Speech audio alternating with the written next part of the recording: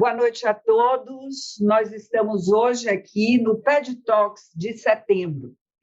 E hoje é um dia extremamente especial para a pediatria brasileira, porque nós vamos ter um grande prazer de termos conosco a professora Temis Reverbel da Silveira, entrevistada pelo nosso querido Carlos Linhares.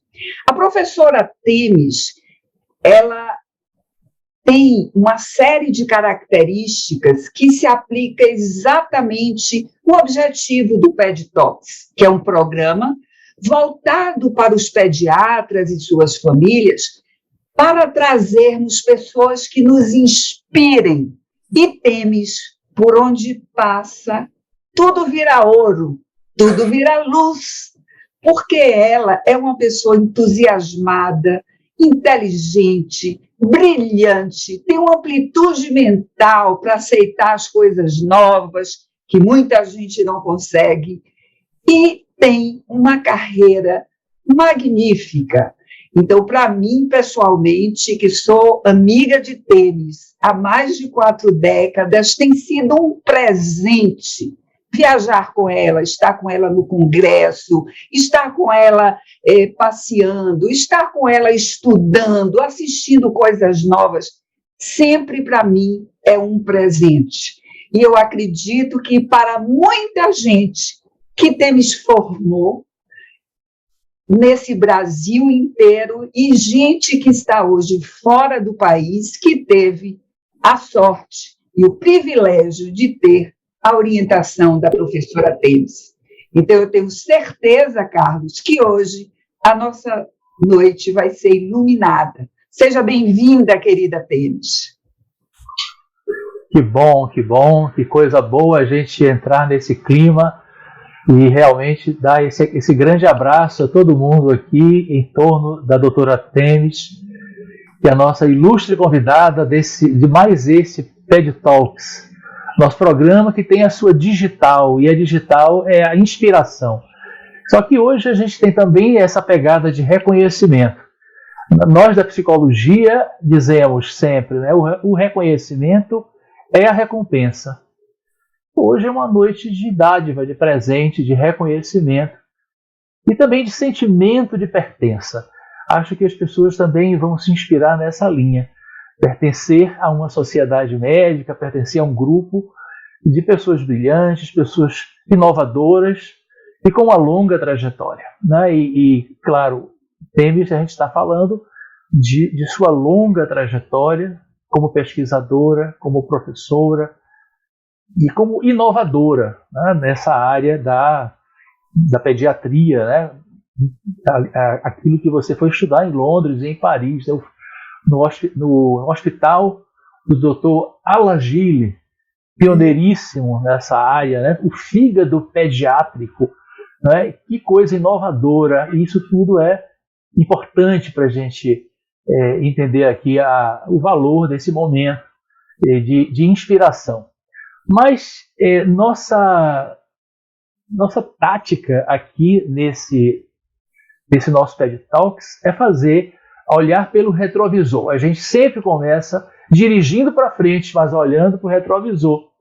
E o retrovisor está colocando umas paisagens do Pampa gaúcho, que, aliás, eu gosto tanto, né? Perto lá da cidade de São Gabriel, aquele Rio Grande do Sul profundo, com aquele espírito gaudério, e de repente é ali numa família tradicional, com suas marcas, seus valores, uma jovem guria, como vocês dizem aí, a jovem guria estudante resolve, nesta família, em São Gabriel, fazer artes cênicas, estudar para atriz. Como é que foi essa história, doutora Temis? Bem-vinda. Bom, em primeiro lugar, boa noite. Eu estou muito honrada com o convite. Agora, eu devo a Luciana coisas assim extraordinariamente prazerosas na minha vida. Depois, no decorrer da conversa, eu vou contando. Mas a apresentação que ela fez foi de tal ordem que dificilmente eu vou conseguir manter expectativa. Foi demais, Lu. Mas, eu entendo, conheço a Luciana. Então, o que eu quero dizer para vocês de verdade, é que eu entendi esse convite, Luciano, como uma maneira, um olhar teu generoso para esse grupo que eu represento. Qual é o grupo? De mais de 80. Esse grupo que eu gosto de dizer que nós existimos. Nós trabalhamos, nós que temos mais de 80, nós estudamos, nós damos aula, live, pesquisamos, cuidamos de paciente, brigamos, amamos, nós existimos. Então, eu gostei disso. Gostei de poder dizer que nós de 80 estamos aí. Nós não morremos. Bom, Carlos pergunta sobre o início das coisas. Bom, o início realmente, como tu disseste, foi em São Gabriel, que é uma adorável cidade do interior do Rio Grande do Sul, filha de classe média, meu pai é advogado, minha mãe professora, mas funcionava, eu não nem sei se diz ainda, mas como rábula, sabe rábula, assim, aquele advogado que não é formado, ela trabalhava praticamente junto ao meu pai e havia casos de constituintes, e ela era tão especial que preferiam até falar com ela do que com ele. Bom, mas é uma família de classe média muito ligada a livros, eu vivi cercada e continuo, vocês estão vendo pelo cenário aqui, que eu continuo cercada em livros. Então, meu pai era advogado, daí meu nome, Teres, você sabe, Teres é a deusa da justiça, né? Aquela senhora de olhos vendados, porque a justiça é ou deveria ser cega, nem sempre é. Bom, mas em casa havia muita mitologia, ele gostava muito, meu pai, de mitologia. Eu me lembro, eu era criança, eu sabia todos os trabalhos de Hércules, os 12 trabalhos de Hércules. Mitologia era uma coisa muito presente na minha casa. E livros, cercada de livros. Mas não foi, Carlos, tu disseste, a guria veio de repente para Porto Alegre, não foi bem assim, veio para o teatro, não foi bem assim. Eu sempre fui muito ligada em casa, como era do tom, à música, muito. Estudava piano, estudei anos e anos, quase me formei em piano, muito. E até eu tenho, sem nenhum mérito, nasci com uma coisa que se chama ouvido absoluto. Eu ouço tudo, todas as tonalidades. Então, no ditado musical, eu me saía muito bem. Então, se criou na família a ideia de que eu ia ficar na música, ia ser musicista, pianista, concertista, sei lá. Aí, nesse meio tempo, vim interna para Porto Alegre, e havia aqui uma pessoa muito especial na minha vida, que foi uma tia chamada Olga Reverbel. Ela era casada com meu tio Carlos, irmão da minha mãe, e vê bem, eles moraram muito tempo na França. E lá, ele era escritor e jornalista, tinha uma atividade intelectual muito grande, amigo de pessoas interessantes, Tônia Carreiro, Rubem Braga, eles tinham uma vida muito interessante. E lá, esta tia descobriu uma coisa que aplicou aqui de uma maneira absolutamente inovadora, que é teatro na escola. Isso não existia. E eu achei aquele negócio muito interessante. Teatro na escola, não teatro no teatro, mas teatro como um elemento para liberar aluno tímido, para ensinar a postar voz, enfim, teatro na escola. E eu comecei a ir com ela e gostei do negócio. Nesse meio tempo, se eu estiver falando demais, tu me corta, hein? Nesse meio tempo veio para Porto Alegre, da capital, veio para a província, um homem muito especial chamado Silva Ferreira. E o Silva resolveu, na província, montar Shakespeare. Nesse meio tempo, me convida para ser a Ofélia, da peça Hamlet. E aí o vírus me pegou e nunca mais me deixou. Nesta peça eu contracionei com pessoas que depois fizeram um nome nacional, Fernando Peixoto, Abu Janra, Wilson Fragoso, pessoas extremamente interessantes. Então, houve um certo desconforto familiar, como deixar a música? Mas aí eu já estava apaixonada por teatro, deixei a música, e aí é outra etapa. Aí eu tinha que me definir o que fazer na vida. E eu não sabia, porque ao mesmo tempo eu queria ser médica. Meu pai, subliminarmente, já me chamando de Temes, me dirigia para o direito. Mas sabe como é? Adolescente, contestadora, aquela coisa que assim, eu vou ser médica. Porque eu gosto de gente, gosto de conversar com gente, então eu não sabia o que fazer da vida. Então eu resolvi fazer vestibular e não sabia se me dirigia para a medicina, para o teatro, fiz os dois. Fiz os dois vestibulares na URGS, era a única faculdade de medicina que nós tínhamos na ocasião, isso é década de 50, fim da década de 50. Aí fiz vestibular e passei nos dois. Aí foi o maior drama, né? Aí l'embarras du choix, o que fazer? Aí fiz os dois, até um certo ponto, claro que não podia, não era possível manter sempre. E eu consegui manter os dois até mais ou menos o terceiro ano de medicina. Era um negócio muito louco, porque de manhã eu era uma, de tarde eu era outra.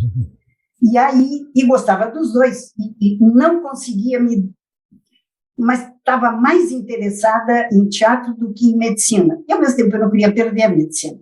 E, no meu tempo, não é o tempo da Luciana, que é muito mais moça do que eu, mas, no meu tempo, o início do curso de medicina, cá para nós, não era dos melhores. Não, era pura teoria, não tinha paciente, não tinha enfermaria, era química e física, e eu não era boa aluna. Lá pelo terceiro ano me dei mal, em química e em farmácia. E aí uma coisa muito legal dos meus pais, naquela época, isso há mais de 60 anos atrás, eu disse para eles, olha, eu não sei o que eu quero da vida, o que eu quero é passar um ano pensando. Hoje, brincando, a gente diz, ócio criativo. Eu quero é pensar, não era criativo, era pensativo. Aí nós tínhamos uma amiga muito querida, Nadine Carontac, que era uma francesa, que tinha já morado em Porto Alegre conosco. Então, fui para Paris e lá fiquei um ano pensando. E foi uma época realmente desafiadora. Isso é 1962, eu entrei para a Sorbonne, fazia o que naquela época se chamava civilização francesa, mas eu era interessada mesmo em Idade Média. Então, eu fiz curso o ano inteiro. Idade Média, La Chanson de Roland, que é um poema épico, muito interessante, música também, e cinema. Eu ia diariamente, mas diariamente eu ia ao cinema. Pertinho da Sorbonne tem, ainda hoje tem, cinemas pequenos, né? Cinema d'Art, e era o auge da Nouvelle Vague. E então eu ia ao cinema diariamente, e foi tão interessante. Lá eu tive um contato, claro, muito rápido, mas assistia tudo que é conferência e os filmes, né, da Nouvelle Vague, e me encantou uma mulher chamada Agnès Varda. Agnès Varda realmente é a mãe da Nouvelle Vague. Não é o Chabrol, não é os outros. A Agnès Varda foi a primeira que estabeleceu as regras. Uma fotógrafa maravilhosa, fez inúmeros... Não sei se tu conhece, mas é muito boa. Ela faleceu há pouco. Bom, aí, deixa eu te contar. Lá em Paris, no fim do ano, é que eu tive um momento muito especial. Eu tinha uma amiga lá muito querida, Gisela Pinto Ribeiro, que trabalhava na Embaixada do Brasil, e lá me apresentou um médico francês que soube que tinha uma guria que no Brasil estudava medicina, e ele achava que falava português, não falava nada, mas ele achava que falava, e quis fazer uma aproximação e me perguntou, você gostaria de conhecer algum hospital francês? Claro que sim, nunca tinha ido a nenhum. E então eu vi, parece mentira, meus primeiros pacientes eu vi no hospital da França, de Paris, Hospital Saint-Louis, dermatologia, que é uma especialidade que até hoje eu gosto, valorizo imensamente, graças ao Adler. Aí eu voltei de lá, um ano depois, aí eu decidida a fazer medicina. Que maravilha. Aí, me apaixonei. Se apaixonou por essa área e graças à intervenção, né? Saiu daquela medicina teórica, exatamente, do seu início, né? Mas eu queria colocar assim, nessa época, você era minoria, você e suas companheiras, poucas mulheres, né, na medicina do Brasil. Muito poucas.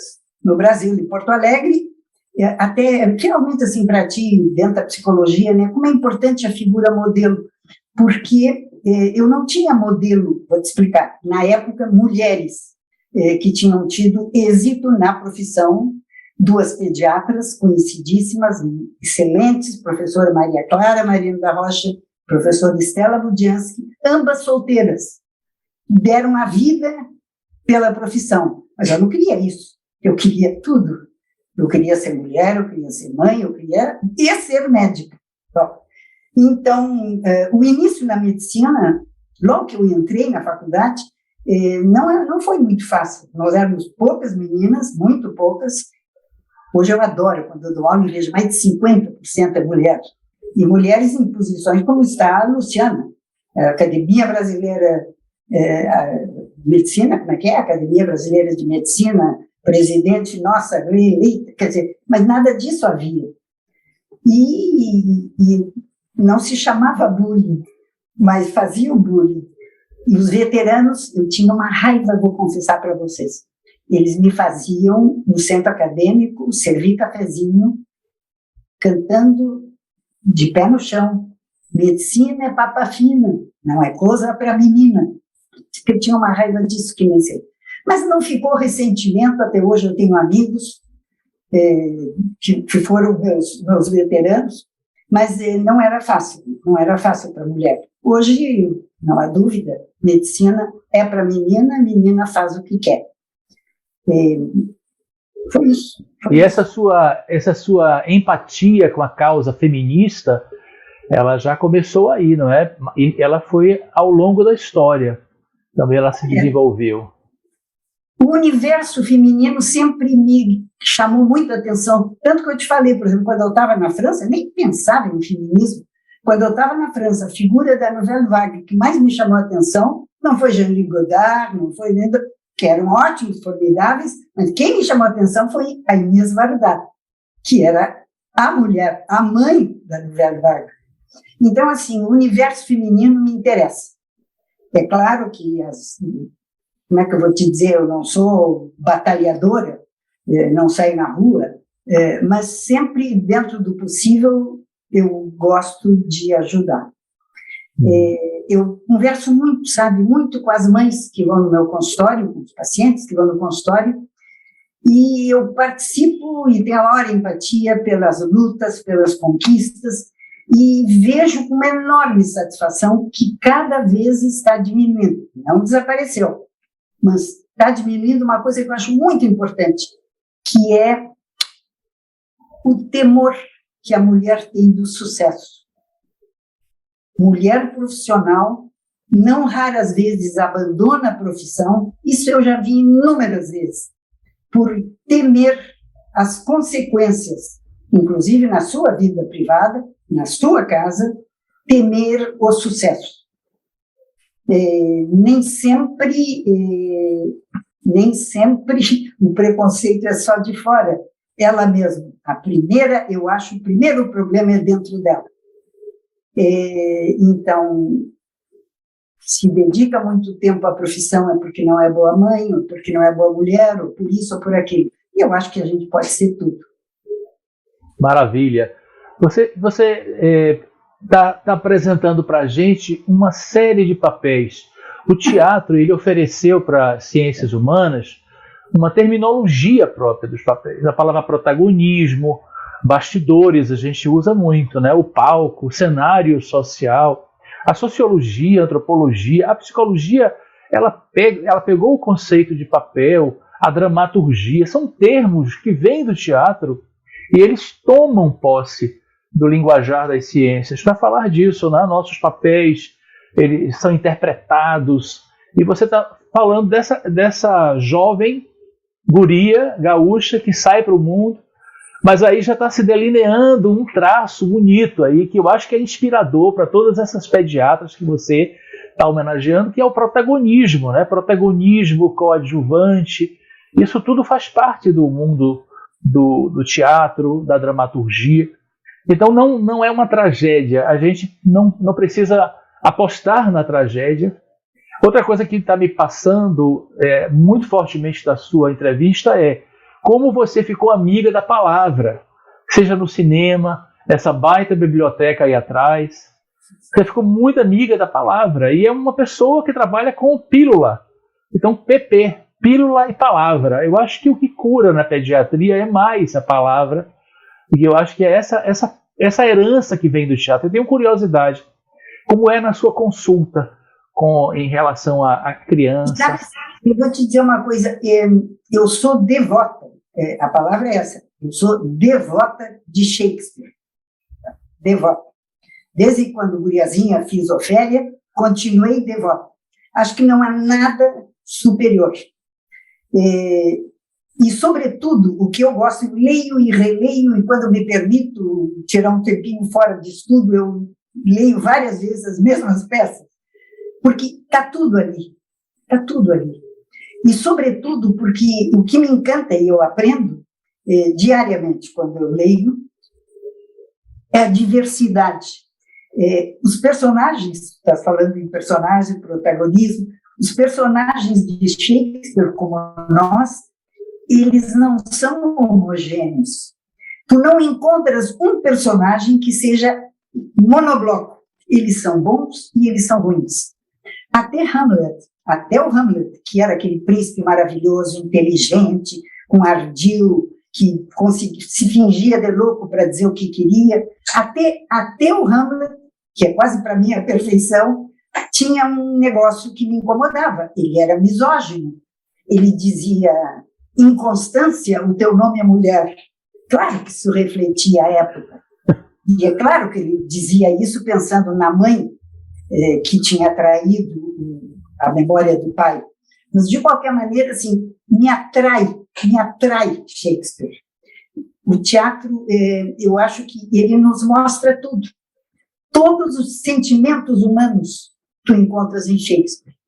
Então, quando eu converso com as mulheres, sobretudo com as mulheres no consultório, eu procuro pensar o que está atrás daquilo. Eu não faço psicologia, eu nunca fiz psiquiatria, eu não sou psicanalista, mas sempre há algo mais. E isso o teatro me deu. Então, esse mergulhar na vida das pessoas, mergulhar no personagem, isso me ajuda até no consultório. Com certeza, é o dom da palavra, essa palavra que está aparecendo aqui para a gente como o seu segredo, essa amizade com a palavra. Eu diria que aos pediatras que estão nos assistindo e também muita gente de fora, eu convidei muita gente, sempre tem muita gente que depois rumina e depois reflete, me devolve coisas legais. E eu estou aqui, de alguma forma, recolhendo um pouco do segredo de sua vitalidade. Né? Deixa eu te dizer, tu falaste palavra, é uma das minhas falhas. Eu gostaria, sabe quando as pessoas dizem, eu faria tudo de novo na vida? Não é verdade, eu não faria tudo de novo, eu faria algumas coisas diferentes, e uma delas eu gostaria de aprender a falar com não convertido. Porque, no fundo, quando a gente dá aula na faculdade, pós-graduação, a gente está falando para convertido, eles vão lá para nos escutar. Agora, quando eu comecei o programa de transplante de fígado, por exemplo, há décadas atrás, e que muitas vezes eu fui para escolas de primeiro grau para conversar sobre doação, morte, vida, eu me dei conta como eu não sabia, e não sei, falar uma linguagem que seja não bebê, mimimi, bibibi, mas uma coisa que seja compreensível. Eu sou fascinada no Drauzio Varela. O que é aquilo? O que ele diz seriamente, ele torna aquilo absolutamente se compreende, qualquer nível de pessoa. E então, assim, a palavra eu gostaria de ter trabalhado muito mais. Porque no teatro tu trabalhas com palavras de outros. Eu queria poder expressar com as minhas palavras, mas eu não. Luciana fala muito bem. Luciana expressa que é uma beleza, completa as frases, diz os S's, os R's. Eu tenho uma indigestão de S, R, como tudo. A Luciana é perfeita, faz cada discurso que é nota 10. Bom, eu fico para morrer quando tenho que falar. Mas, enfim. Vamos voltar aqui no nosso retrovisor. Temes, repare bem, você me colocou nas nossas conversas, nossas tertúlias prévias, Você me colocou uma coisa que me impressionou. Você queria fazer genética, estava no auge, a genética estava surgindo, e você se encantou com a teoria genética. Eu tenho a impressão que é a década de 70 isso.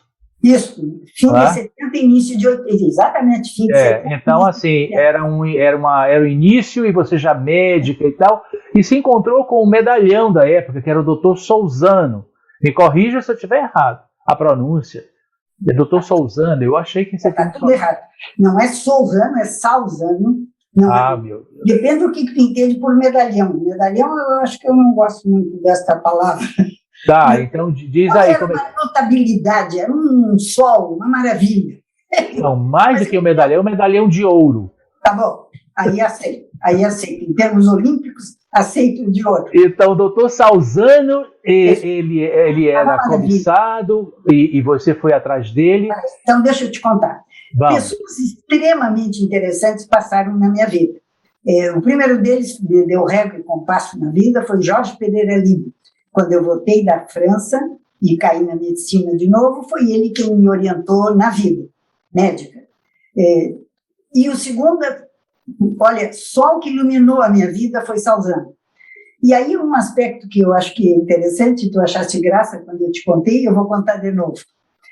Eu já era professora em 2 faculdades, porque eu levei 10, 15 anos para botar consultório, eu não queria.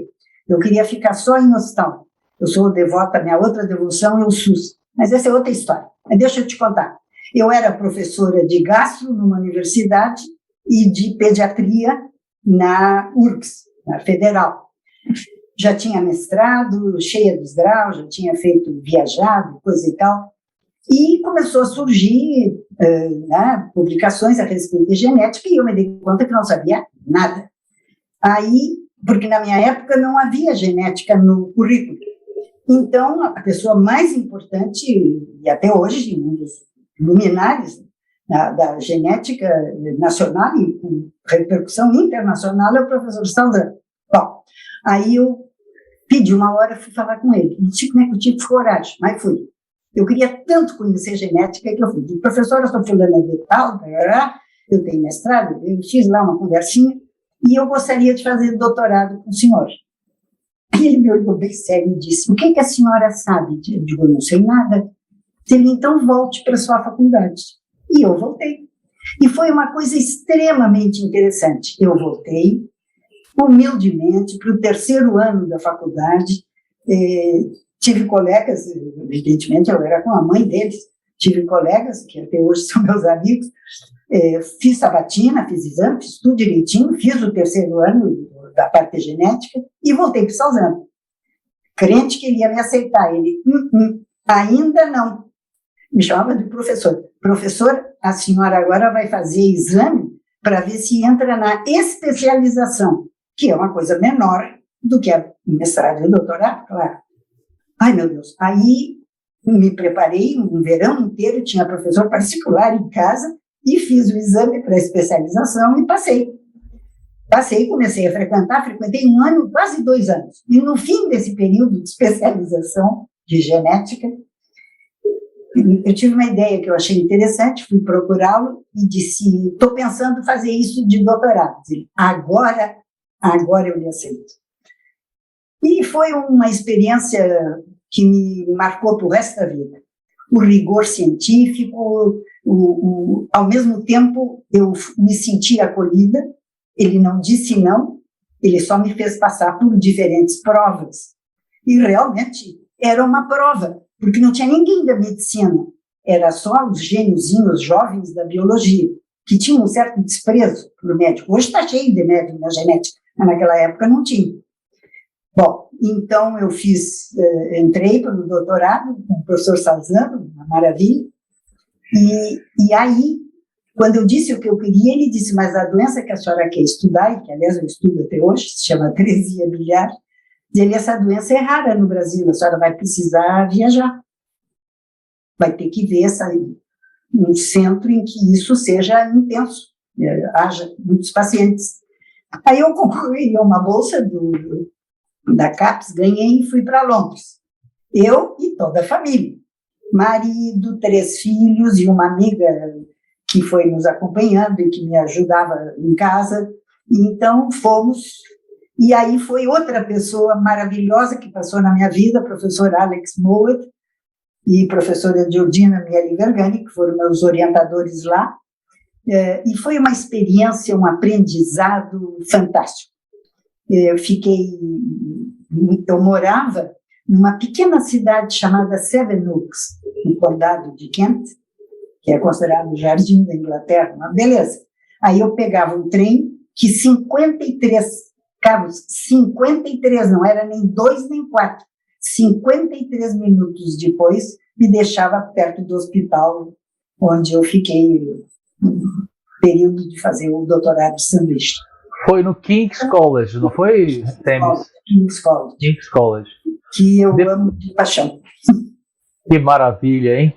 E aí, de novo, os papéis, e agora o papel da viajante, da desbravadora.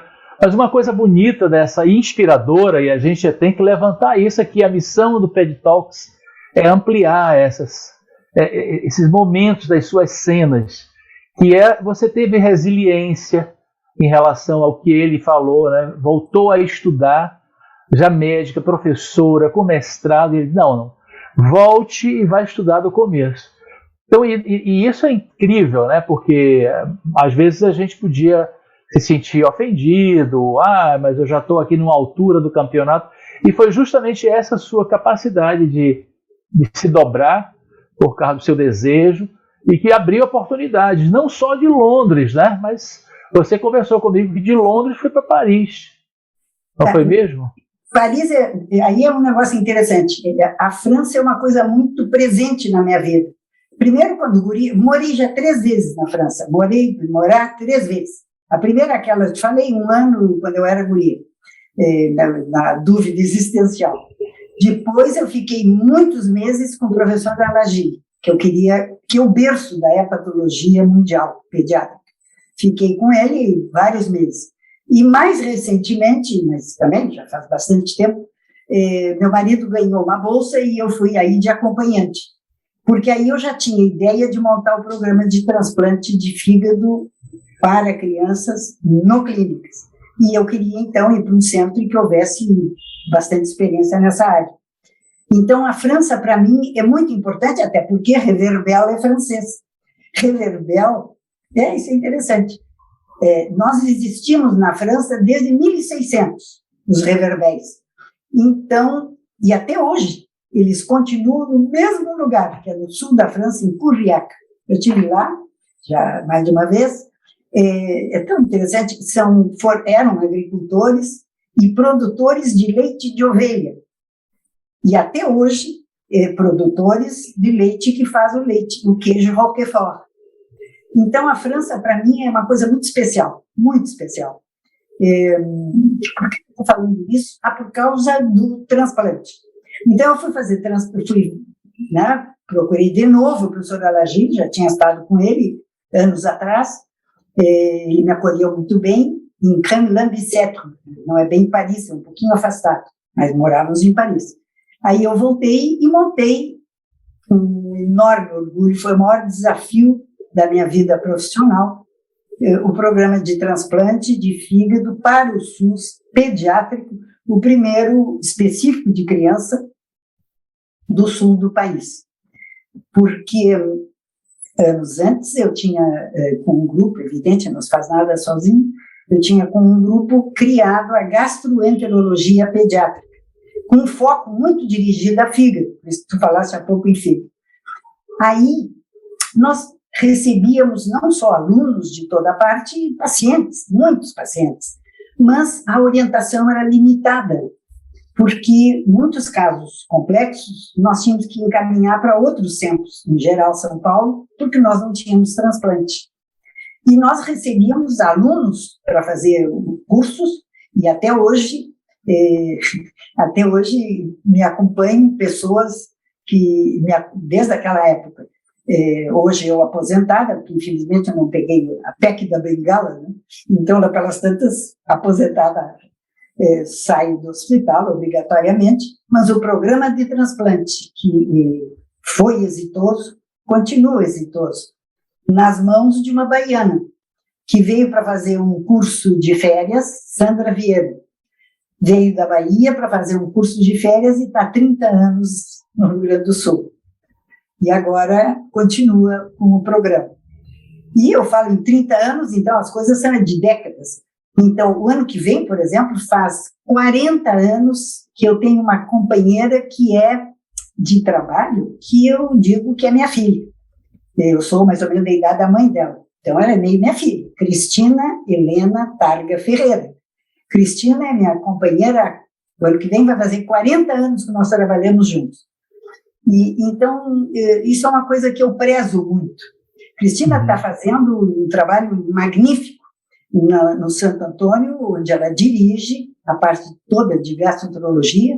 Ela tem um programa, por exemplo, que é para todo o Brasil. Todas as segundas-feiras à noite temos lives e com participação de colegas do exterior, etc. Então, isso é uma coisa que eu prezo, manter. Então, as pessoas me perguntam, tu tem saudade? Bom, saudade para mim não é uma coisa melancólica. Não é, ao contrário, eu só lembro coisas boas e pessoas que me acompanharam. Então, o transplante foi uma das minhas maiores realizações. No Clínicas, Carlos, eu fiquei uns 40 anos, nem sei quantos anos, décadas. E tive momentos assim de um extraordinário desafio. Um deles foi o transplante, foi difícil, não havia. Em geral, nos hospitais gerais, SUS, o programa de transplante pediátrico segue a um programa de adulto. No meu foi diferente, eu comecei pela criança. Então foi muito complicado, mas nós conseguimos. Eu sou insistente, porque eu desisto, e foi muito bom. Mas uma outra coisa que eu chamo a minha década de ouro no Hospital de Clínica, foi lá por 90, quando eu fui muito tempo da direção do Clínica, numa posição chamada Coordenadora de Pós-Graduação e Pesquisa, GPPG. E fizemos uma coisa que parecia impossível, e que eu tinha visto na França, eu tinha visto sobretudo no King's College. O presidente me deu maior apoio, e nós criamos um centro de pesquisa.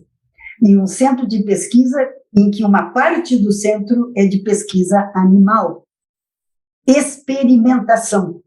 Então, ter dentro de um hospital um setor dedicado à pesquisa, exclusivamente à pesquisa, e ainda por cima, pesquisa experimental, eu vou te dizer, foi um feito, que eu me orgulho. E nós montamos, minha proposta, obedecendo a 2 princípios fundamentais. Primeiro, tudo que se conseguisse para pesquisa não era exclusivo, é compartilhado. Compartilhar pesquisa. Não pode ter cada um sua máquina de PCR. Não, tem que haver uma coisa equânime, eu acredito em justiça. Bom, então, 2 princípios. Um, que o material de pesquisa tem que ser compartilhado. E outro, que a avaliação da qualidade, isso é fundamental, que a avaliação da qualidade da pesquisa seja feita por alguém externo, para que não haja distorção. Então, esses 2 feitos, eu considero assim, foi tão bonito. Eu olho assim, não com saudade nostálgica, mas eu olho com muita satisfação ter feito isso. A palavra nostalgia do grego, ela reúne 2 termos, que é o nostos, que é o retorno, né? E a algia, que é dor. Então é a dor de não ter retorno. Não precisa retornar. Não é lógico, não é plausível, mas a saudade, ela tem... Na antropologia, a gente chama isso, convocar os mitos, convocar os valores. Eu acho que o teatro entrou aí, nesse momento, para ajudar a gente. Eu estou achando que você está, nesse TED Talks de hoje à noite, nos fazendo um transplante de entusiasmo com todos nós, porque você empolga com toda essa memória. Não precisa ficar achando que a gente está colhendo inspiração, Temis, porque você trouxe isso, protagonismo, é um ator social. Outra coisa bonita, né? Você falou da sua causa feminista. Agora, no começo, na abertura do nosso TED Talk, você trouxe a causa do etarismo, nós dos 80, e acaba de colocar a causa do SUS. Isso tudo é vitalidade, né? Tem um lado político. Eu acho isso muito importante, se manter com esse laço social. Isso realmente é inspirador. E eu fiquei tão contente, e eu acho, eu não tenho muita segurança, mas eu acho que foi em 2015 que foi aprovada a profissão de gerontóloga. Porque, vê bem, uma coisa é geriatria. Geriatria é medicina. Geriatria é doença. Geriatria é cuidado. Mas gerontóloga é muito mais. Gerontólogo é uma abertura, é saúde. Então, se geriatria é doença, gerontólogo é saúde. É cuidar do bem-estar das múltiplas. Meu Deus do céu, eu acho que a gente tem que se preparar. Te dá conta? Nós estamos em 21. O cálculo do IBGE é que em 2030 tenha bem mais velho do que criança no Brasil. Já pensou? Então, nos Estados Unidos eles acham que em 2030 vai ser 4-1. E de cada 4, 1 vai ser velho. Aqui já é diferente. Bom, mas seja que for, eu acho que as pessoas não estão preparadas. A medicina fez com que a gente vivesse mais, mas tem que também viver melhor. Especialmente então, cidades preparadas, né? As cidades estão preparadas, o urbano, o tecido urbano está preparado para acolher. E além das questões sociais. Acho que não está preparado. Não. Eu estou falando que as cidades deveriam se preparar, né? Os espaços de acolhimento. Sabe, coisas assim tão simples, pode parecer ridículo, mas um fim de semana desse, eu e meu marido, os dois, né, 80 e tantos anos cada um, bom, eu não acho até que o comércio, a indústria, não pensa no velho. Nós não conseguíamos abrir vidro de mostarda que eu queria, e ele queria de aspargo, porque é difícil, então, é difícil ser velho. Mas a gente insiste. É difícil. E não é a idade que nos define. Eu não aceito que a idade me defina. Uhum. Só que a indústria tem que participar. Eu acho que isso tudo faz parte da sua ligação com. Isso tudo vem de Hamlet, vem de Shakespeare. Esses personagens protagonistas que você traz, eles. Agora tem uma coisa que eu queria saber. Um passarinho me contou que na sua família existe uma senha para chamar você, que é M3P2. Eu estou curioso. O que é isso? M3P2, Tênis? Bom, isso foi um dos guris. Eu tenho 3, tá? Cada um diz que foi o outro, eu não sei quem foi. Mas a história é essa. Eu acho que eu sou multitask, sabe? Multitarefa. Então, e uma da coisa que todos nós temos muito em família, é gostar de cinema. Todos nós. Eu tenho paixão por cinema, até hoje vejo diariamente, dentro do possível, à noite. Tem um cineminha em casa. Lá no fim da minha biblioteca tem um cinema. Bom, M3P2. Por quê? Porque eles diziam, mãe, M3. Eu acho que isso vem da... Te lembra a Guerra nas Estrelas, que os robozinhos tinham R2P2, R2, não sei o quê? Então, eu era o M3P2. M3 é mãe, médica e mulher. Nem sempre nessa ordem, claro. E P2 era professora e pesquisadora. Então, eles me chamavam de M3P2. Então, eu vou sugerir, Tênis, que você coloque mais uma letra lá para teu filho, seus filhos. Diz, olha, o Carlos está sugerindo que coloque o G de gestora, porque você também geriu, você também cuidou de equipes, e com um desafio, que é uma gestão pública, e com inovação, e com transplante de fígado de criança, toda uma questão nova. E como é que foi você, enquanto gestora? De novo, Shakespeare me ajuda. Aí não só Shakespeare, Maquiavel também. Eu leio e me encontro, por exemplo, voltando para a idade, deixa eu te dizer uma coisa, As duas peças que eu mais gosto, eu já te contei isso uma vez, é o Rei Lear e Hamlet. O Rei Lear é um velho que tem 3 filhas, eu sou uma velha que tem 3 filhos. E o que é encantador, eu acho a melhor peça do mundo, o Rei Lear, embora seja uma tragédia terrível, mas o que eu acho extremamente interessante e que a gente aprende? O fato de ser velho não quer dizer que seja mais sabido, não quer dizer que escolha melhor. A tragédia do Rei Lear, ele escolheu mal. Ele é um rei velho que das 3 filhas, ele ficou com aquela. Ele ficou com as 2 que o paparicavam, que o bajulavam, mas a filha verdadeira, a Cordélia, que falava a verdade, esta foi separada.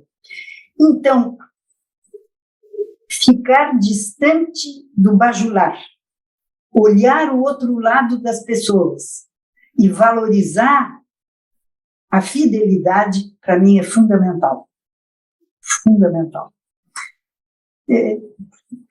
Não quero falar demais em Shakespeare, mas também me incomoda de vez em quando, porque, bem, é raro tu pegar em Shakespeare uma mulher como no Mercador de Veneza, que a Portia é extremamente inteligente e envolve todo mundo, porque, em geral, a mulher, claro que representa a época, mas as mulheres, elas têm uma vida triste e elas morrem sempre mal.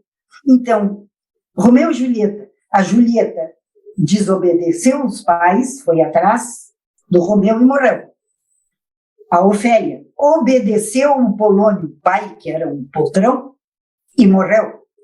Então, a gente tem que olhar, isso me encanta, porque a gente tem que olhar as diferentes facetas das pessoas. E, nesse sentido, Shakespeare me ajuda, inclusive na gestão.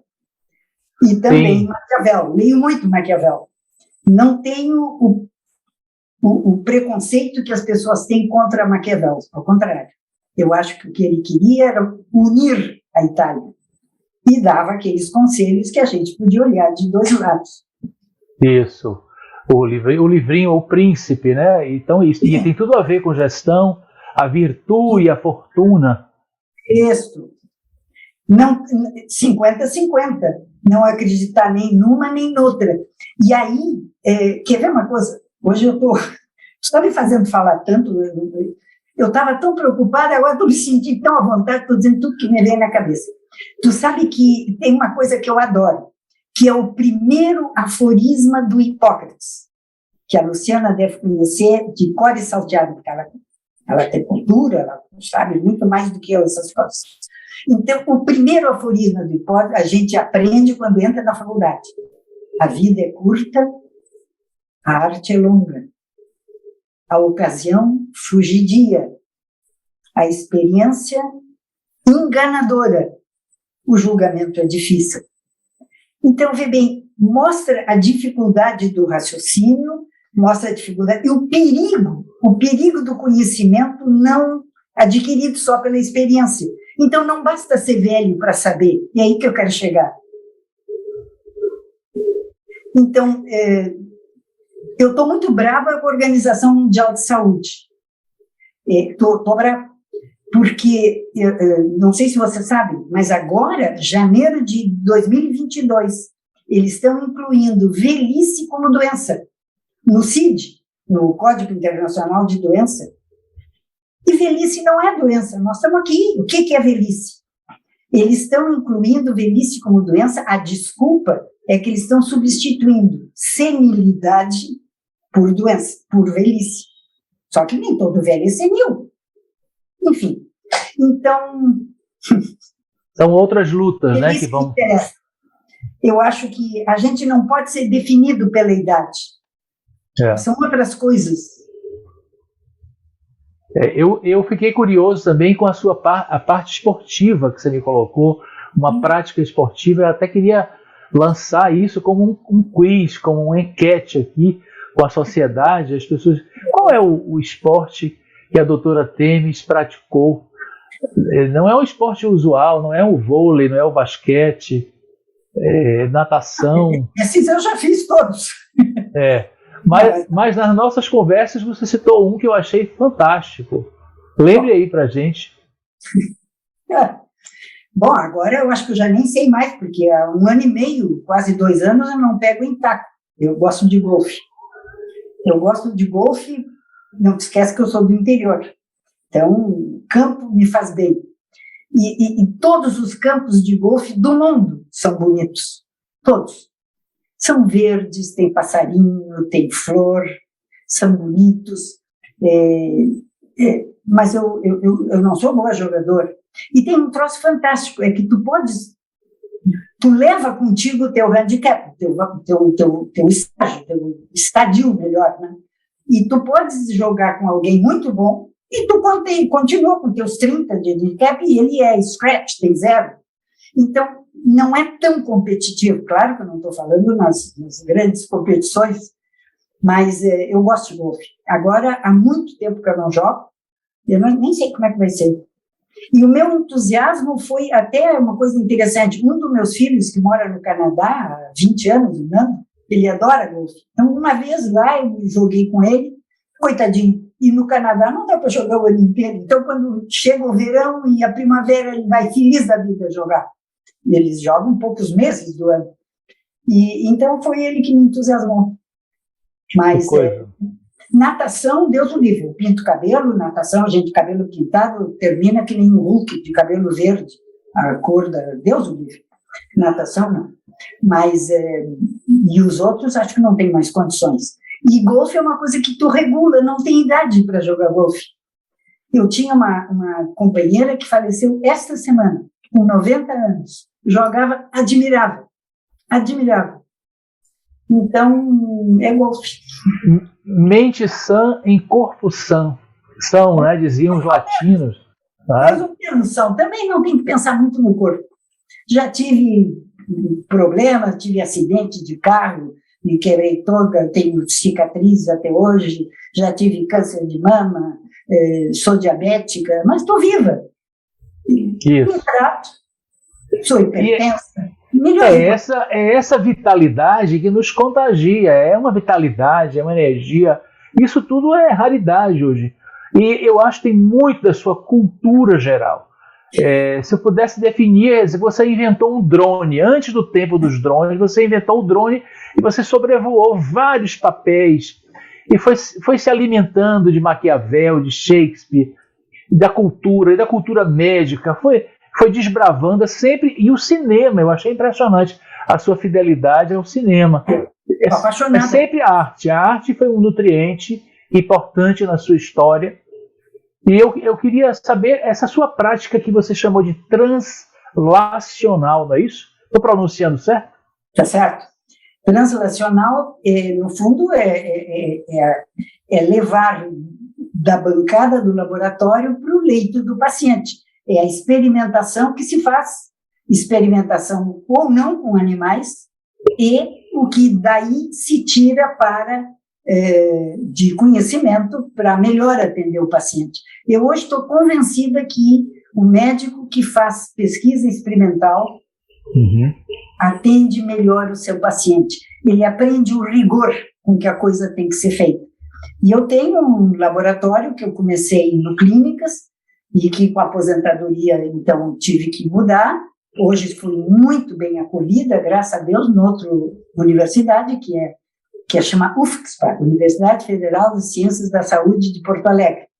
Começou com uma faculdade de medicina e hoje é uma fantástica universidade da saúde. Nós temos 16 cursos ligados à saúde, da gastronomia à bioinformática, medicina, tudo, absolutamente tudo. Até bioinformática, que é uma coisa que cada vez nós necessitamos mais. Então, eu tenho um laboratório onde eu trabalho, faço as pesquisas e oriento alunos de mestrado, doutorado, pós-doutorado, iniciação científica, um laboratório de peixe. O meu peixinho se chama zebrafish, os paulistas chamam ele de paulistinha, porque ele é listadinho assim de preto e branco, é um peixinho pequenininho, que tem enormes qualidades, 70% de homologia, de semelhança conosco, Então, eu trabalho com os peixes e fundamentalmente com o aparelho digestivo e dentro do aparelho digestivo o fígado. Então, tão interessante, elementos externos que atuem nesse fígado. Obesidade, diabetes, álcool, trabalho muito com álcool. E hoje, tu sabes, a doença mais frequente do fígado no Ocidente é a gordura, esteatose hepática, gordura. Dos gordinhos, de quem bebe, mas de várias outras coisas. Muita frutose e assim por diante. Então, eu tenho vários estudos relacionados à esteatose do fígado dos peixes. Isso é muito bom. E conviver com jovem, acho isso fundamental. E eu tenho alunos, adoro meus alunos, eu acho que todas as minhas atividades, talvez, não sei se é a que eu mais gosto, mas aonde eu me sinto muito bem com os jovens. E fiquei muito feliz que a universidade, a UFSPA, me acolheu e aceitou a possibilidade de termos um laboratório que eu tenho em conjunto com outro grupo, professora Marilene, que é bióloga. Então, essa coisa múltipla, assim, eu tenho nutricionista, fármaco, eu tenho várias especialidades. Não é só medicina, isso eu aprendi na genética, é olhar em torno. Uhum. Isso é muito importante. A minha especialização é na área de saúde. O meu doutorado é em ciências humanas, ciências sociais, mas é na área de saúde coletiva.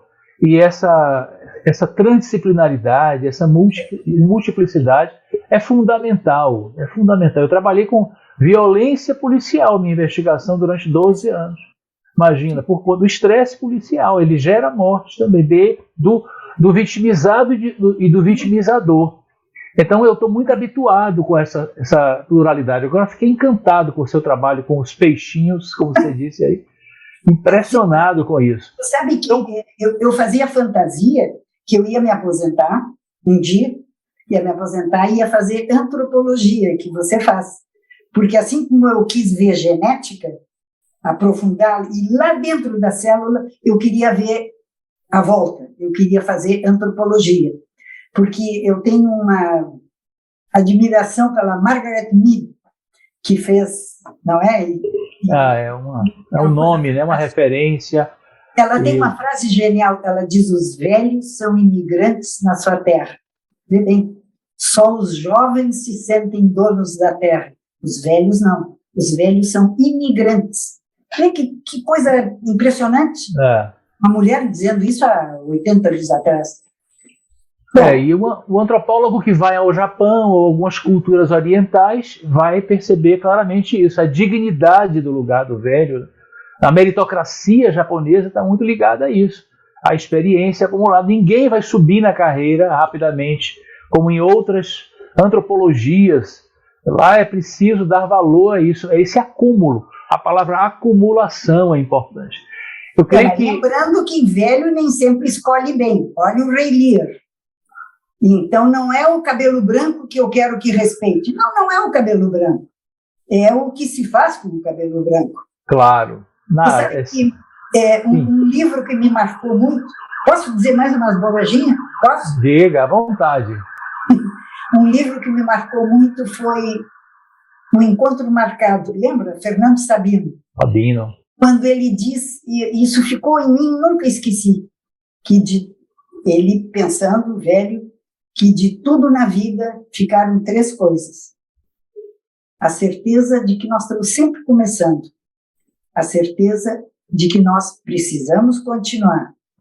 A certeza de que nós seremos interrompidos antes de terminar. Por isso, nós devemos sempre fazer da interrupção um caminho novo, da queda um passo de dança, do medo uma escada e do sono uma ponte.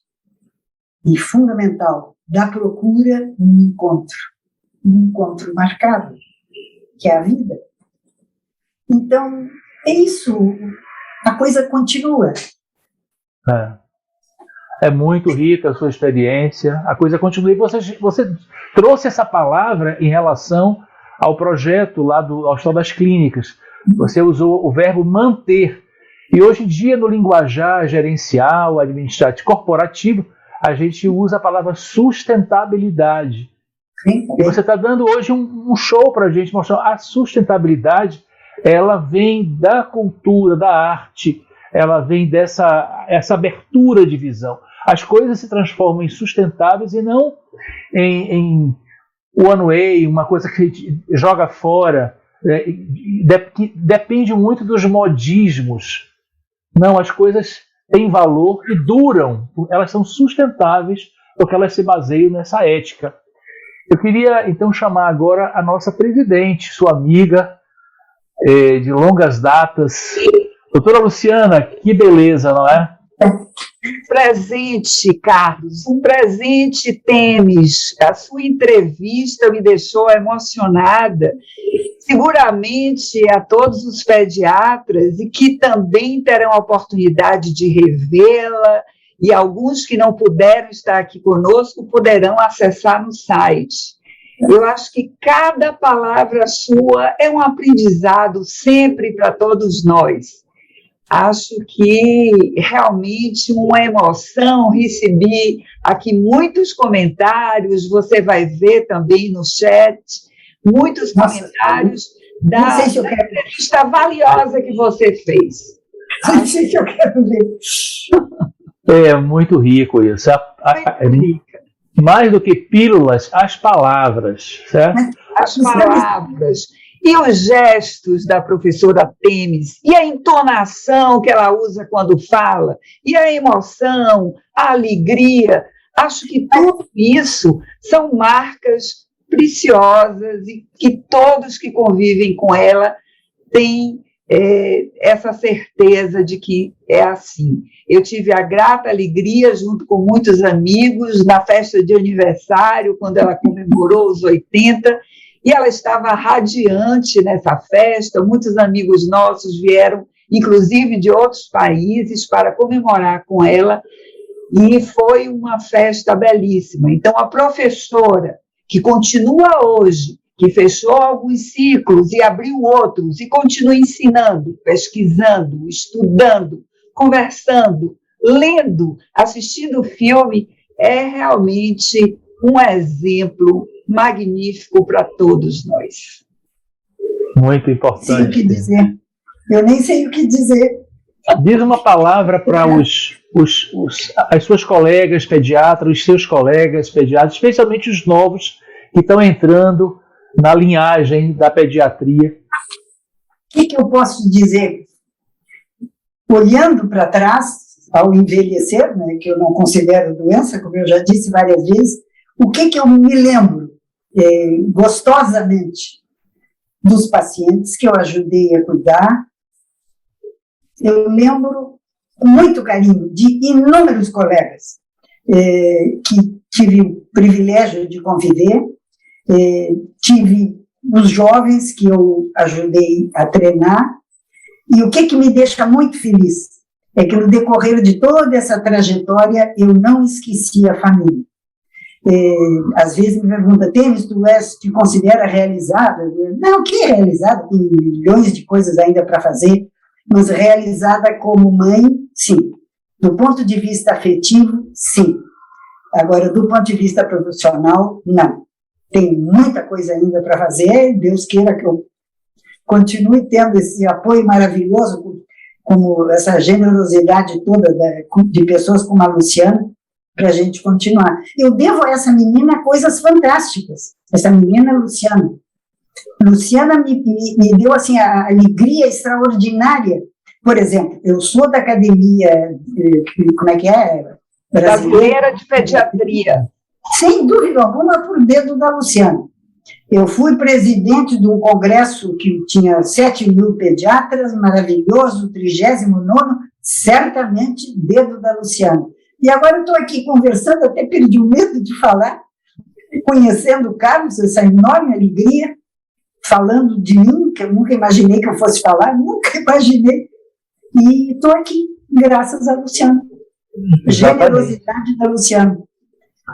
O que olha para o velho sem preconceito. Isso mesmo. E os papéis, todos os seus papéis, a gente realmente fica empolgado.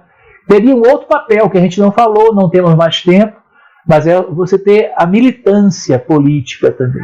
Defender a sua turma, defender a sua tribo, falando enquanto antropólogo, né? A precarização, você fica indignada com tudo isso. Então, além da feminista, além da grande pesquisadora, dos vários protagonismos, da gerontologia, da defesa do SUS, também você está do lado dos seus pares, e isso também merece aplauso.